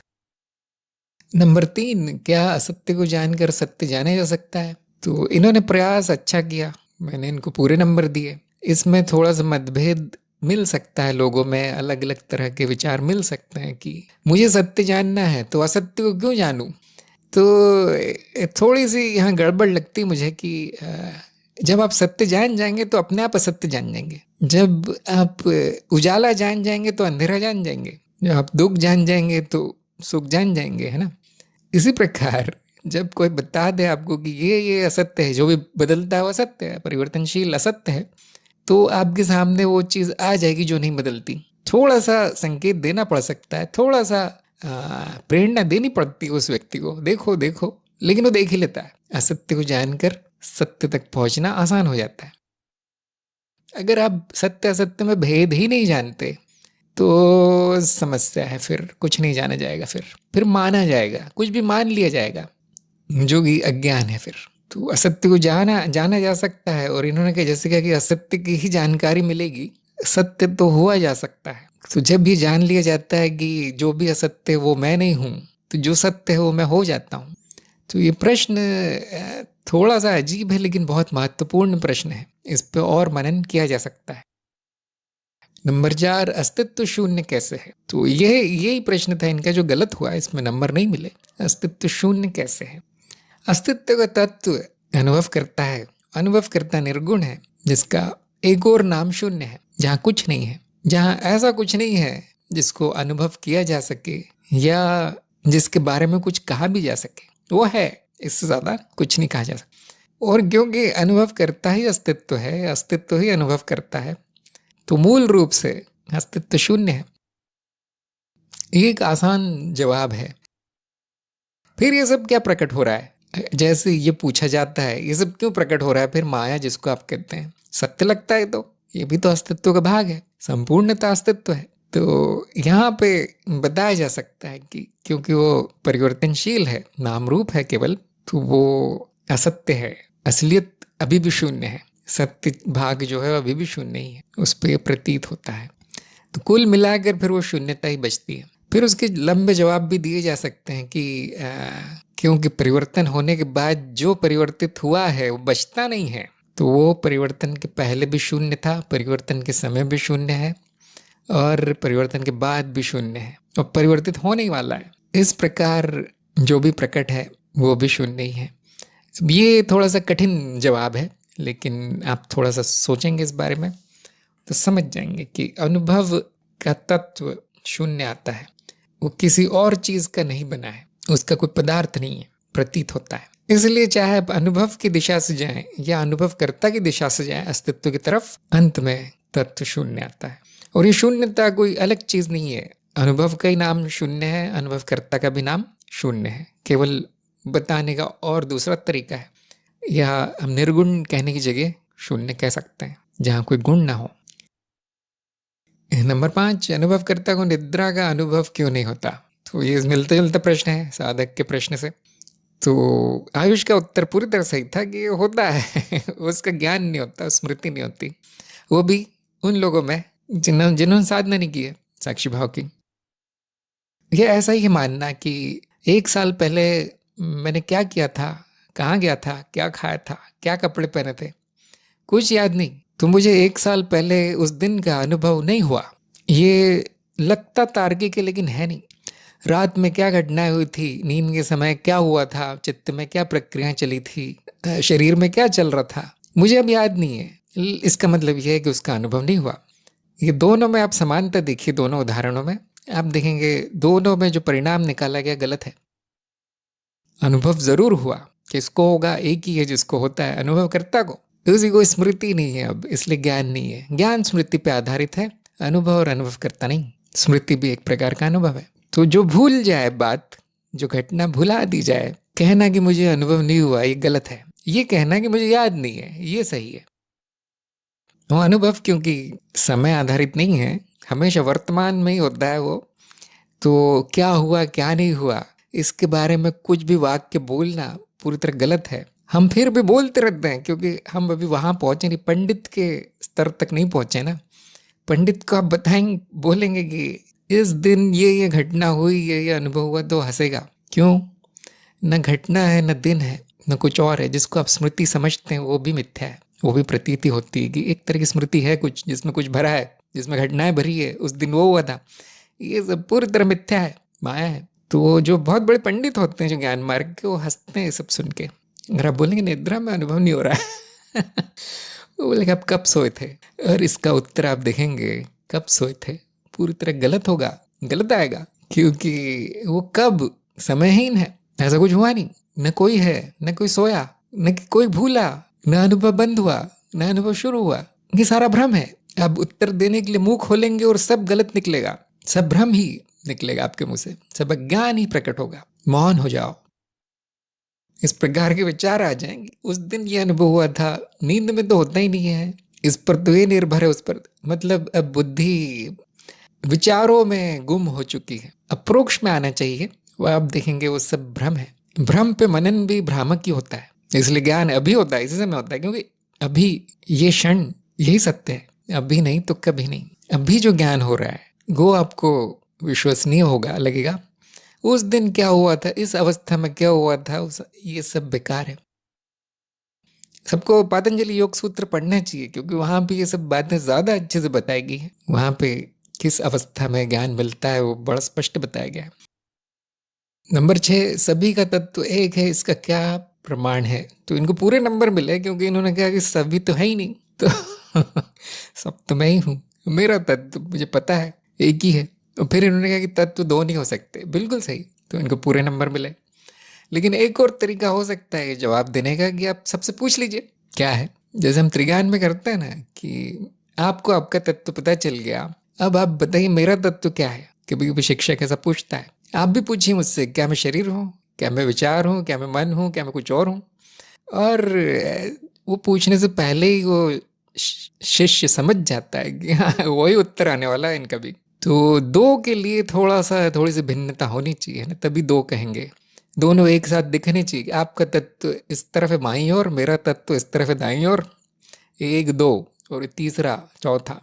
लेकिन वो सब होता नहीं, कभी ऐसा हो नहीं सकता। आप अगर ढूंढने भी जाएंगे दूसरों का तत्व तो भी वही मिलेगा, और वो व्यक्ति खुद बताएगा। जैसे आप खुद जानते हैं कि मेरा तत्व क्या है, कोई और नहीं बता सकता आपका तत्व क्या है, आपको स्वयं जानना पड़ता है। वैसे ही दूसरा व्यक्ति अगर उसको ज्ञान हुआ है, तत्व ज्ञान, आत्मज्ञान, सत्य ज्ञान, तो वो ठीक वही कहेगा जो आप जानते हैं। इस तरह एक ज्ञानी दूसरे को पहचानता है, भले वो शब्द उपयोग दूसरे करे, ये इस परंपरा से वो उस परंपरा से, लेकिन शब्दों के अर्थ जैसे ही वो समझ जाते हैं कि हाँ वो उसी के बारे में कह रहे हैं, हम जो मेरा तत्व है और मैं भी उसी के बारे में कह रहा हूँ, वो सब एक ही है। तो ये भी एक तरीका है। लेकिन आयुष का उत्तर बड़ा सटीक था, एक वाक्य में उत्तर, कोई और है नहीं, केवल तत्व है और कुछ है नहीं, नाम रूप है सारे। ऐसा कहना भी कि मेरा तत्व ये है, वो भी गलत हो जाता है। तत्व है इतना कह सकते हैं। ऐसा कहना है कि सभी का तत्व एक है, वो भी गलत हो जाता है, क्योंकि तत्व है वो सभी के रूप में प्रकट है, नाम रूप में। नंबर 7, कैसे जाने कि साक्षी भाव चला गया है? इसमें आधे अंक मिले इनको क्योंकि ये थोड़ा घुमाने वाला प्रश्न है, बहुत बार इस पर चर्चा हुई हमारी। इसका उत्तर ये है कि वो नहीं जाना जा सकता कि वो चला गया। जैसे कि आयुष ने बताया कि जैसे ही आपको याद आएगा कि अरे ये तो चला गया है, तो उस समय वो वापस भी आ गया। ठीक, उसे नहीं तो याद ही नहीं आता कि वो चला गया। तो आप नहीं जान पाते जब वो चला जाता है, आप गुम हो जाते हैं उस वृत्तियों में, संसार में, घटनाओं में, अज्ञान में, जो कोई बहुत बुरी बात नहीं, कभी कभी ऐसा होता है। लेकिन क्यों गुम हो जाते हैं? अगर आप जान जाते कि यहाँ चला गया तो वो जाते क्यों, फिर तुरंत वापस आ जाता। लेकिन आपका दिन बीत जाता है, शाम को याद आता है सत्संग है, तो साक्षी भाव आता है तो नहीं जान सकते। देखिए चला गया तो वो अपने आप आता है, तब याद आता है कि इस समय नहीं था मेरा साक्षी भाव। इसलिए हम कहते हैं वो प्रयास से नहीं होता, उसकी कोई तकनीक नहीं है, वो कृपा से होता है, संकल्प से होता है। प्रयास उसमें यही है कि मुझ में क्या अशुद्धियाँ हैं जो उसको हटा देती साक्षी भाव को, वहाँ प्रयास किया जा सकता है। न उसको लाने में प्रयास किया जा सकता है, न ये जानने का प्रयास किया जा सकता है कि वो है या नहीं, संभव नहीं है सब। नंबर 8, अनुभव की सीमा क्या है? इनको आधे अंक मिले। इसका उत्तर बड़ा छोटा सा है कि अनुभव की सीमा अगर दिख गई तो वो भी अनुभव ही तो होगा, तो इसलिए उसकी कोई सीमा नहीं है। और क्योंकि सभी अनुभव मिथ्या है, तो उसकी सीमा अगर दिख गई तो वो भी मिथ्या हो गई, अंत में वो भी अज्ञेय है, सीमा की धारणा वहाँ लागू नहीं होती। तो मैंने इनको आधे अंक तो दिए क्योंकि काफ़ी ठीक जवाब आ गया। नंबर 9, जगत माया है, ये ज्ञान कैसे उपयोगी है? इसमें भी इनको आधे अंक मिले क्योंकि इन्होंने प्रयास किया, मुझे याद नहीं आ रहा क्या उत्तर दिया था। अब इसमें सबका अलग अलग अपना मत होगा कि नहीं ये तो उपयोगी नहीं है। माया में तो माया उपयोगी है, जगत में जगत का ज्ञान उपयोगी है। ये माया है वो जान के कुछ होगा नहीं, लेकिन जो आध्यात्मिक व्यक्ति है उसके लिए उपयोगी है कि वो वापस जगत का खिलौना नहीं बन जाता, वो वापस उस अंधे कुएं में गिरता नहीं है जब उसको पता चल जाता है कि यह सत्य नहीं है, सपना है, माया है। तो अध्यात्म में उपयोगी है, संसार में नहीं। ऐसे पूर्ण उत्तर अगर देते हैं तो इनको पूरे नंबर मिलते हैं, क्योंकि किसी किसी संदर्भ में कुछ ना कुछ उपयोगी होता है, लेकिन किसी संदर्भ में पूरी तरह बेकार होता है वो। ये सबका रोज का अनुभव होगा प्रश्न नंबर 10, समर्पण जरूरी है मनन? पूरे अंक मिले इनको। इन्होंने कहा दोनों जरूरी है। हाँ, दोनों जरूरी है। इसमें एक और चीज जोड़नी चाहिए कि आप में अज्ञान है तो आप मनन नहीं कर पाएंगे, वहां पे मनन जरूरी इतना नहीं लगता। फिर वहां समर्पण पहली सीढ़ी है कि मैं अज्ञानी हूँ, मुझे कुछ नहीं आता, मैं अंधेरे में हूँ, मैं दुखी हूँ, मैं बंधन में हूँ। यहाँ पे गुरु के सामने हाथ जोड़े खड़े हो जाने चाहिए, यह है समर्पण। उसके बाद ज्ञान होने लगता है। हाँ, अब मनन, यहाँ पे अब समर्पण किसका करेंगे आप? पहले ही आपने स्वयं को समर्पित कर दिया है। मनन होने के बाद आपकी सारी शंकाएं मिट जाए, अगर मनन पूर्ण हुआ तो बुद्धि का समर्पण कि वो सब जान लिया मैंने जो जाना जा सकता है, अब जो है वो हुआ जा सकता है। ये मतलब संपूर्ण समर्पण है, अब कुछ नहीं बचा। अब हाथ जोड़े गुरु के सामने खड़े तो कुछ तो चाहते होंगे, ज्ञान चाहते होंगे, दुखों का अंत चाहते होंगे, मुक्ति चाहते होंगे, कुछ तो वहां पे चाहना है, वहां पे कुछ मिल रहा है। पूरा समर्पण नहीं है अभी। ज्ञान होने के बाद अज्ञे तक आप पहुंच गए, वहां सब कुछ समर्पित है, स्वाहा। ज्ञान भी स्वाहा, क्योंकि है नहीं कुछ अब जानने का। ये पूर्ण समर्पण है, और ये समर्पण आनंद और शांति के कारण है, ये पूर्ण मुक्ति है। तो दोनों जरूरी है। कब क्या जरूरी है ये आपको थोड़ा सा ध्यान रखना है, और ये भी गुरु ही बताता है। अगर आप मनन के समय चरण 3 में बैठ गए, मैं तो ब्रह्म हूँ, सब आनंद ही आनंद है अब गुरु का डंडा पड़ने वाला है। अब मनन जरूरी है वहाँ, है ना। ये तो परीक्षा में फेल। तो यदि किसी और के कोई प्रश्न हो तो लिख सकते हैं, तब तक मैं निशिगंधा के प्रश्न लेता हूँ, जल्दी जल्दी उत्तर में देता हूँ। ज्ञान का उपकरण अच्छा हो कैसे सुनिश्चित करें, बिल्कुल सही उत्तर है इनका।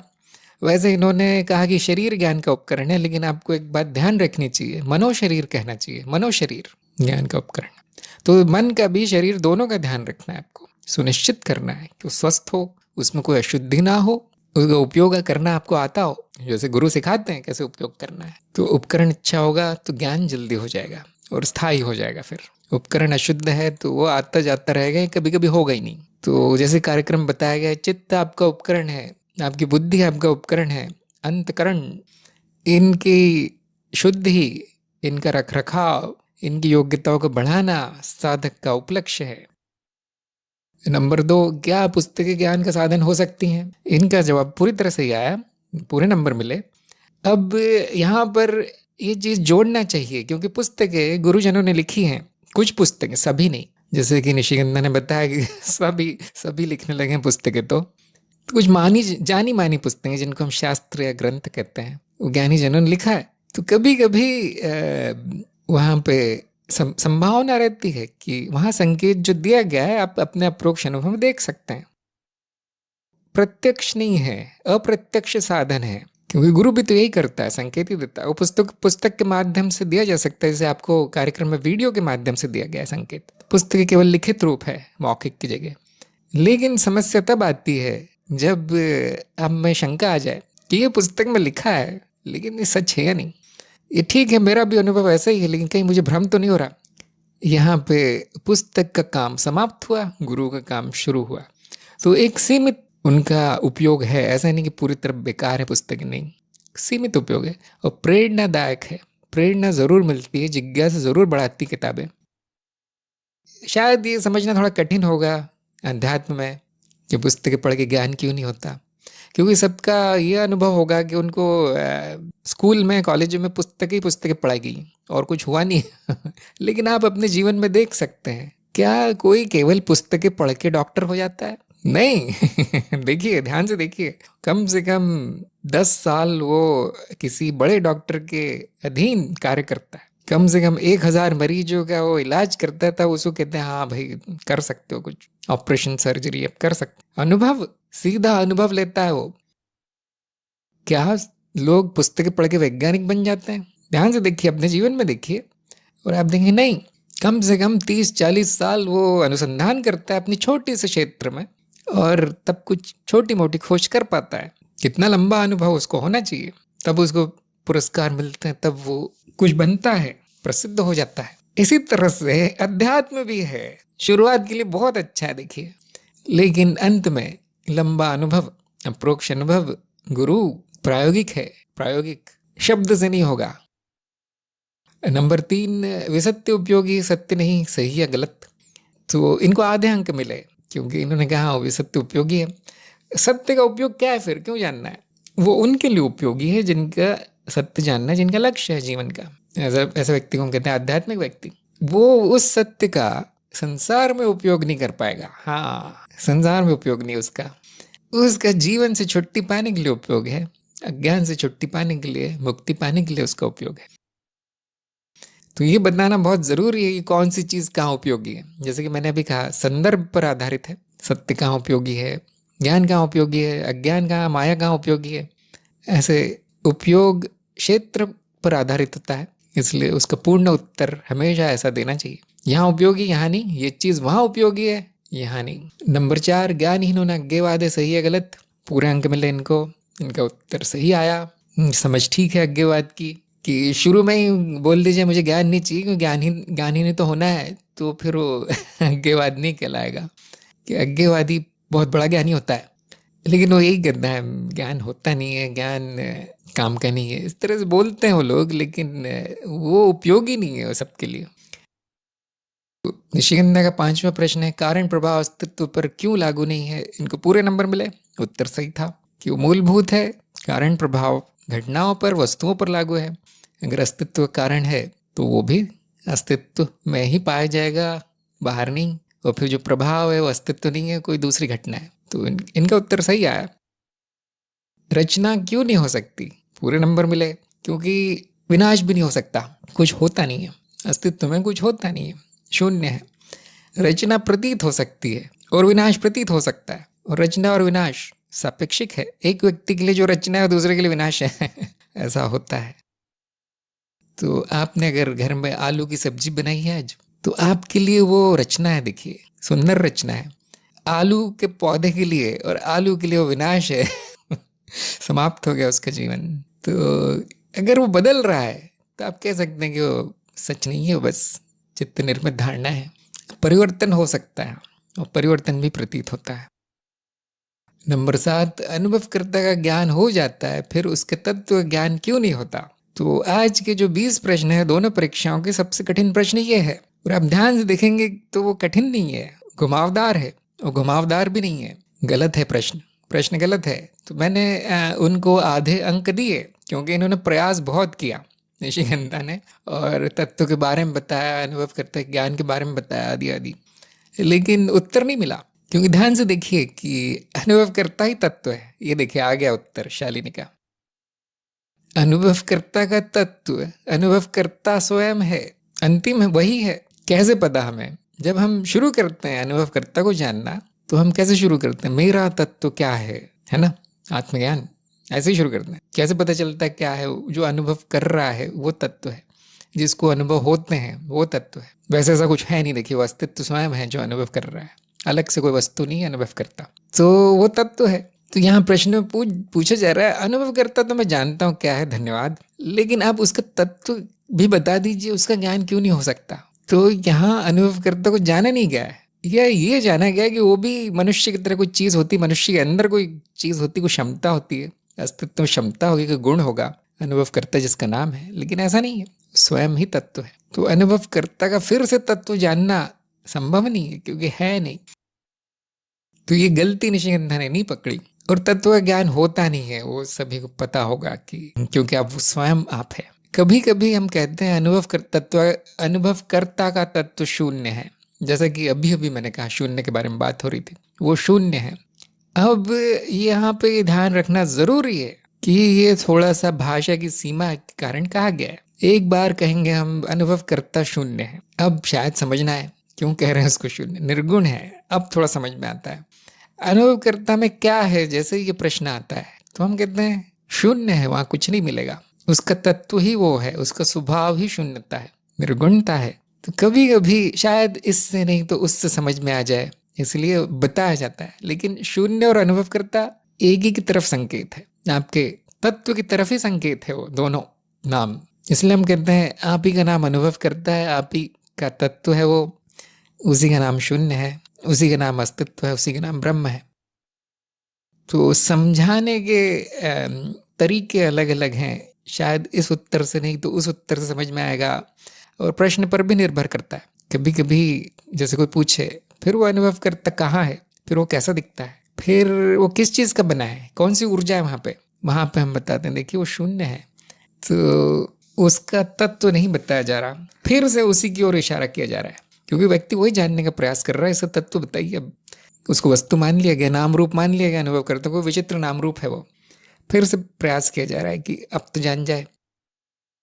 तो यहाँ इस प्रश्न में अज्ञान है कि अनुभव करता तत्व नहीं है, और ये भी अज्ञान है कि उसे ज्ञान हो जाता है अज्ञान नाश हो जाता है, हाँ उसे कह सकते हैं ज्ञान हो जाता है। तो अगला प्रश्न है, क्या साक्षी भाव समय और स्मृति के परे है? तो इनका उत्तर सही आया, स्मृति आधारित है। देखिए स्मरण ज्ञान का स्मरण साक्षी भाव है हम कहते हैं, तो स्मृति आधारित है, परे नहीं है। और समय क्योंकि आता जाता रहता है तो समय पर भी निर्भर है, कभी रहेगा कभी नहीं रहेगा। ये प्रश्न आया ही क्यों है ना, क्योंकि इसका एक और उत्तर आ सकता है। अब ध्यान से देखिए साक्षी भाव की तरफ, जो भी साक्षी भाव की साधना कर रहे हैं वही जान पाएंगे इसको, कि वो हमेशा वर्तमान में ही आता है।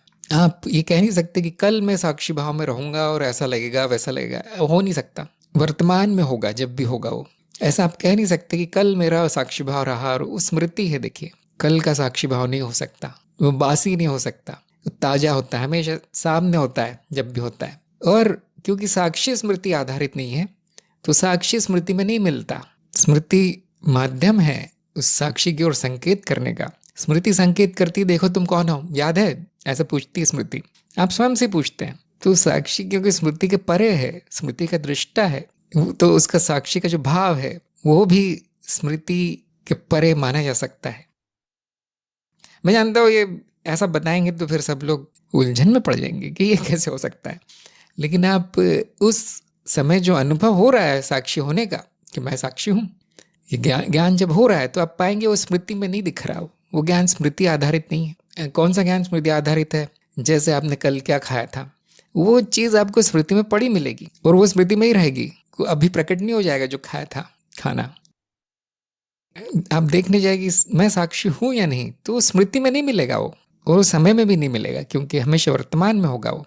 कभी कभी हम इसको कहते हैं वर्तमान में जीना, वर्तमान में रहना, वर्तमान के साक्षी रहना। तो कभी कभी ऐसा भ्रम हो सकता है कि साक्षी भाव भी तो समय आधारित नहीं है, साक्षी भाव भी तो स्मृति के परे है, ऐसा मन में विचार आ सकता है। तो मुझे लगता है ये प्रश्न सबको नहीं आएगा। काफ़ी लंबी साधना के बाद, काफ़ी गहरी दृष्टि डालने पर इस तरह के प्रश्न आएंगे। ये उन्नत साधना का परिणाम है, इस तरह के प्रश्न आना।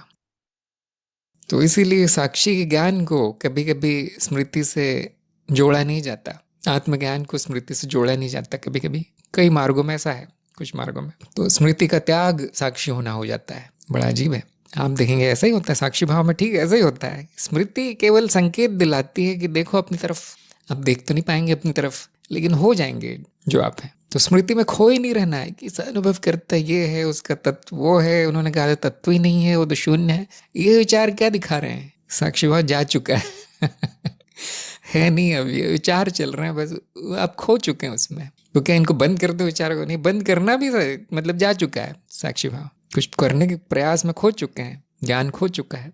इसको पकड़ना बड़ा कठिन है, पानी को पकड़ने जैसा है, मुट्ठी में भरने जैसा है पानी को, वो फिसल जाता है। तो इतना बाल की खाल निकालने की जगह वो बस हो जाओ तुम जो हो, कम से कम इतना भाव मत आने दो कि मैं शरीर हूँ या मन हूँ या कोई प्रक्रिया हूँ, या जीता हूँ या मरता हूँ, या बूढ़ा हूँ या बच्चा हूँ। इस प्रकार के विचारों पर विश्वास न करें, वही साक्षी भाव है। अगर वो विचार आ गए तो आने दो, जा रहे हैं तो जाने दो, यही साक्षी भाव है। नंबर 9, अनुभवहीन कैसे हुआ जाता है? तो यही इनका उत्तर था जो गलत आया। सभी जानते होंगे कि ऐसा कभी होगा नहीं, अनुभवहीन कोई है नहीं, अनुभव करता और अनुभव एक ही है, ऐसा होगा नहीं कभी। जैसे सोना और गहना एक ही है, क्या ऐसा गहना आपने देखा है जो किसी रूप में ना हो? संभव नहीं है। इसी तरह से अनुभव और अनुभव करता एक ही है, एक तत्व है, एक नाम रूप है, लेकिन है तो एक ही का, तो वो कभी जाएगा नहीं। तो यहाँ पर ऋषिगंधा को थोड़ी ज़रूरत है मनन करने की। देखिए, अनुभव के बारे में भी थोड़ा सा जानने का प्रयास कीजिए, अनुभव के पाठ दोबारा से देखिए। ठीक वही है, अनुभव वही है जो अनुभव करता है, जो अस्तित्व है, जो अनुभव क्रिया है। तो इन्होंने अनुभव क्रिया का नाम लिया था कि वहाँ पे अनुभव भी नहीं है, अनुभव करता भी नहीं है। देखिए, वो बात पूरी तरह सही नहीं है। कभी कभी हम समय बचाने के लिए संक्षेप में, सारांश में बोल देते हैं, ना अनुभव है, ना अनुभव करता, अनुभव क्रिया है, लेकिन ठीक नहीं है। ये महावाक्य की तरह है, उसके पीछे बड़ी कहानी है, क्योंकि वो कभी जाएंगे नहीं। ऐसा नहीं है कि वो दोनों चले जाते हैं, कुछ तीसरा आ जाता है, ऐसा नहीं है, मिल जाते हैं। जैसे दूध और पानी, दूध और पानी मिलाने के बाद आप बोल नहीं सकते कि दूध भी नहीं, पानी भी नहीं, कुछ और ही है, खीर है लेकिन ठीक नहीं है बोलना, वहाँ दूध भी, वहाँ पानी भी है, उनको अलग नहीं देखा जा रहा, उनको अलग नहीं देखा जा रहा, अलग अलग देखना संभव नहीं है अब। तो अनुभव क्रिया जो अवस्था है वो अस्तित्व की अवस्था है, वहाँ पे दो में बांटना संभव नहीं है। अब दो में बांट देना मतलब थोड़ा सा ज्ञान आ गया है कि दो है, अनुभव अलग, अनुभव करता अलग, और अनुभव करता बिना अनुभव के भी रहेगा, और अनुभव भी बिना अनुभव करता के रहेगा। उदाहरण देखिए, मैं जब सो जाता हूँ, अनुभव करता चला जाता है, सारा जगत रहता है। इसी तरह से नींद, जब कोई अनुभव नहीं रहता, मैं तो रहता हूँ। जैसे मृत्यु, मैं तो रहूँगा क्योंकि मेरी मृत्यु नहीं होती, अनुभव नहीं रहेगा। लेकिन ये सारी धारणाएं गलत है। अप्रोक्ष अनुभव देखिए, ऐसा कभी नहीं हुआ कि अनुभव चला गया, ऐसा कभी नहीं हुआ कि अनुभव करता चला गया, सभी काल्पनिक बातें हैं। अप्रोक्ष क्या है? अनुभवहीनता होगी नहीं, अनुभव करता हीनता होगी नहीं। क्यों नहीं होगा? अस्तित्व है, वो अस्तित्व है, तत्व नाम रूप अस्तित्व है, अनास्तित्व संभव नहीं है। तो जिसको ब्रह्म ज्ञान नहीं हुआ वो इस तरह कहते पाए जाते हैं कि मैं वो हूं जो अनुभव के बिना है। नहीं, गलत। अनुभव जगत हमेशा है, मैं हूं ना हूं, गलत। तो जिसको एकता का ज्ञान हुआ है, जिसको हम ब्रह्म ज्ञान कहते हैं, वो इस तरह की बातें कभी नहीं करेगा, ना इस तरह के प्रश्न पूछेगा। और इसका प्रमाण आपको सामने मिलेगा, इसी समय मिलेगा। देखिए, ढूंढिए प्रमाण क्या है इसका। कल्पना में नहीं ढूंढना है, ज्ञान काल्पनिक नहीं होता। अच्छा, शालिनी ने कहा है कि अनुभव का ज्ञान चला जाता है, अनुभव हमेशा। हाँ, वो हो सकता है। देखिए, ज्ञान आनी जानी चीज़ है, स्मृति आनी जानी चीज़ है, स्मरण आना जाना है। और कुछ अगर आता है, कुछ जाता है, तो समय पे निर्भर है। आप कहेंगे वो घटना है जो समय में हो रही है, वो अनुभव कोई घटना नहीं है, ना समय है वहाँ, समयहीन प्रतीत हो रहा है कुछ। बाकी सब कल्पना है, बाकी सब अज्ञान है। आपका मनन ऐसा पक्का होना चाहिए, कुछ बचे ही ना, यहाँ तक कि आप भी शांत हो जाए। अब क्या बोलूं? आपके मन में क्या है? अब क्या बोलूं? जो मैंने सोचा था सब कुछ तो गलत है, फिर ये क्या है, फिर ये क्या है? अब समर्पण, अब नहीं जाना जाएगा, अस्तित्व में कोई ज्ञान नहीं है। तो इनका अंतिम प्रश्न था किस विषय पर कब मनन समाप्त करना चाहिए, तो इनको आधे अंक दिए, क्योंकि शायद इन्होंने ऐसा समझ लिया कि कब मनन नहीं करना चाहिए, जबकि यहाँ मनन रोकने की बात नहीं हो रही है, मनन समाप्त करने की बात हो रही है। समाप्त मतलब जरूरी नहीं रहा, वो हो गया, पूरा हो गया, पूर्ण हो गया, समाप्त। तो बड़ा आसान उत्तर था इसका। बड़ा आसान उत्तर है कि जब उस प्रश्न आने बंद हो जाए तो वो विषय समाप्त हो गया। उस विषय पर अब ज़्यादा नहीं सोचना है, क्योंकि अब कोई बचा नहीं सोचने का, कोई प्रश्न बचा नहीं है जिस पर मनन किया जा सके, कुछ जानने का भी बचा नहीं है, इसलिए मनन समाप्त हो जाता है। वहाँ पे आनंद शांति बचती है। तो मनन का उद्देश्य ये नहीं कि आपको जीवन भर मनन करवाते रहो, सोचते रहो बैठकर, नहीं, समाप्त भी होना है। जब आपके प्रश्न समाप्त हो जाए, मनन समाप्त हो जाता है।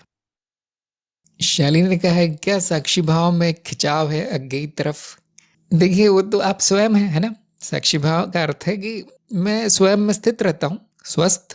तो क्योंकि वो आनंददायी स्थिति है, वो मैं स्वयं अज्ञेय हूँ, तो आप कह सकते हैं कि उसमें एक आकर्षण है। बार बार उस अवस्था में जाने का मन करेगा, उस भाव में जाने का मन करेगा। तो मेरे हिसाब से तो इतना ही खिंचाव है। बाकी अज्ञेय आप स्वयं है, साक्षी आप स्वयं है। अगर इस ज्ञान में आपकी रुचि है, इस ज्ञान से आपका प्रेम है, तो आकर्षण साफ दिखाई देगा। और अगर आपको चिंता नहीं है कि मैं क्या हूँ, इससे कोई फर्क नहीं पड़ता, मेरा जीवन तो ऐसा ही है जैसे पहले था, ज्ञान मार्ग के पहले, तो कोई खिंचाव नहीं है। फिर क्या अज्ञेय है, क्या ज्ञात है, क्या अज्ञात है, उससे कोई अर्थ नहीं है, फिर कोई खिंचाव नहीं, कोई आकर्षण नहीं है। तो अगर आपका ज्ञान मार्ग में आकर्षण हो गया तो मान लीजिए वो प्रारब्ध है। वो अगर ज्ञान हो गया तो पक्का है, और अगर साक्षी भाव हो गया तो आपको शक नहीं है, कोई शंका नहीं है।